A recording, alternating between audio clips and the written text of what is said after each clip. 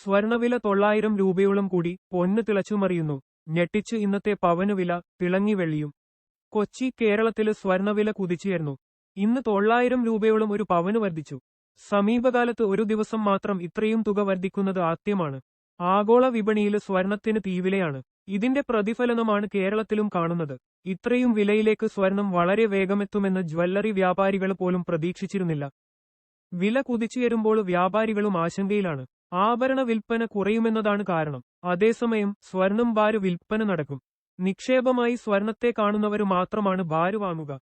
എന്നാൽ ആഭരണം വിൽപ്പന നടന്നില്ലെങ്കിൽ വ്യാപാരികൾക്ക് തിരിച്ചടിയാകും. പുതിയ പവന് വില അറിയാം. 22 കാരറ്റ് സ്വർണം ഗ്രാമിന് 110 രൂപയാണ് വർദ്ധിച്ചിരിക്കുന്നത്. ഒരു ഗ്രാമിന് 8230 രൂപയാണ് ഇന്നത്തെ വില. ഒരു പവന് സ്വർണത്തിന് 65,840 രൂപയും. 880 രൂപയാണ് പവന് കൂടിയത്. അതേസമയം 18 കാരറ്റ് സ്വർണം ഗ്രാമിന് 6770 രൂപയായി വർദ്ധിച്ചു.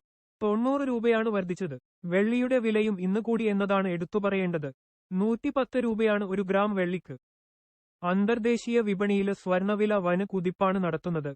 ഔൺസ് സ്വർണത്തിന് $2,986 പുതിയ വില. കഴിഞ്ഞ ദിവസത്തേക്കാൾ 2% വില വർദ്ധിച്ചു. ഇതിന്റെ പ്രതിഫലനമാണ് കേരളത്തില് പവന് വില 66,000 അടുക്കുന്നത്. നിലവിലെ സാഹചര്യത്തിൽ ഇനിയും വില കൂടാന് തന്നെയാണ് സാധ്യത. എന്തുകൊണ്ട് സ്വർണം വില വർദ്ധിക്കുന്നു? അമേരിക്കയുടെ പുതിയ നയങ്ങളാണ് വിപണിയില് വൻ ഇളക്കമുണ്ടാക്കിയത്. വിപണി അസ്ഥിരമായാല് സുരക്ഷിത നിക്ഷേപം തേടി കൂടുതൽ പേരെത്തും.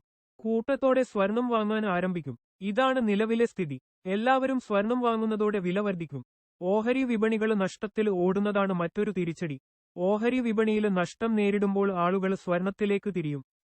അമേരിക്കയും കാനഡയും തമ്മില് ചുങ്കപ്പോര് രൂക്ഷമാണ്. അമേരിക്ക കൂടുതൽ സ്വർണം ഇറക്കുന്നത് കാനഡയിൽ നിന്നാണ്.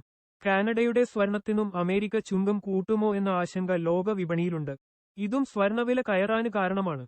സ്വർണത്തിന് ചുങ്കം വരുമോ എന്ന ആശങ്കയിൽ അമേരിക്കയിലെ കമ്പനികളും ബാങ്കുകളും സ്വർണം വാങ്ങുകയാണ്. വിദേശത്തെ അവരുടെ സ്വർണവും നാട്ടിലേക്ക് എത്തിക്കുന്നത് തുടരുകയാണ്.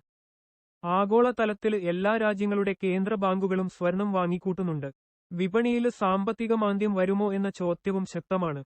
ഇതെല്ലാം നിക്ഷേപകരെ ആശങ്കയിലാക്കുന്നു. എന്നാൽ ഇത്തരം ആഗോള വിഷയങ്ങൾക്കിടയിൽ കുടുങ്ങുന്നത് വിവാഹം പോലുള്ള ആവശ്യങ്ങൾക്ക് സ്വർണം വാങ്ങുന്ന സാധാരണക്കാരാണ്. അവർ ഉയർന്ന വില നൽകേണ്ട സാഹചര്യം വരും. അഡ്വാൻസ് ബുക്കിംഗ് ചെയ്യുക എന്നതാണ് അവരുടെ മുന്നിലുള്ള ഉപായം.